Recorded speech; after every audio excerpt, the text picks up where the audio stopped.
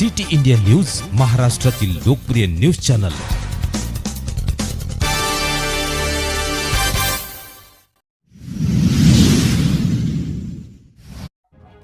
प्रचाराची रणधुमाळी संपताच पोलीस बंदोबस्ताची रणधुमाळी।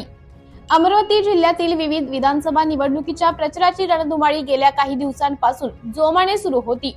निवडणूक प्रचाराची रणधुमाळी संपताच जिल्हा पोलीस प्रशासनाकडून दिनांक 20 नोव्हेंबर 2024 बुधवार रोजी विधानसभा निवडणुकीचे मतदान होणार असून जिल्ह्यातील सर्वच विधानसभा मतदारसंघ पोलीस बंदोबस्ताची रणधुमाळी कालपासून सुरू झालेली दिसत आहे। दिनांक 20 नोव्हेंबर 2024 रोजी होणाऱ्या विधानसभा निवडणुकीच्या मतदानाच्या पार्श्वभूमीवर जिल्ह्यातील सर्व विधानसभा मतदारसंघात कडेकोट पोलीस बंदोबस्ताची तयारी पोलीस प्रशासनाकडून होताना दिसत आहे।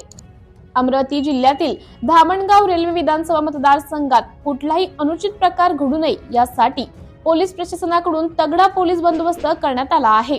धामणगाव रेल्वे 36 विधानसभा मतदारसंघात मतदान केंद्र असून या मतदार केंद्रावर मतदान प्रक्रिया शांततेत पार पडावी यासाठी पोलीस प्रशासनाकडून अप्पर पोलीस अधीक्षक 1, पोलीस उप अधीक्षक 2, पोलीस निरीक्षक 7, सहाय्यक पोलीस निरीक्षक, पोलीस उपनिरीक्षक 24 अधिकारी, पोलीस कर्मचारी 457, होमगार्ड 292, केंद्रीय औद्योगिक सुरक्षा दल 100 तुकडी, केंद्रीय पोलीस दल फलटण, नॅशनल कैडेट कॉर्प्स 35, सेवानिवृत्त कर्मचारी 25 यांना दिनांक 20 नोव्हेंबर 2024 रोजी होणाऱ्या मतदान प्रक्रियेत बंदोबस्तासाठी तैनात करण्यात आले आहे।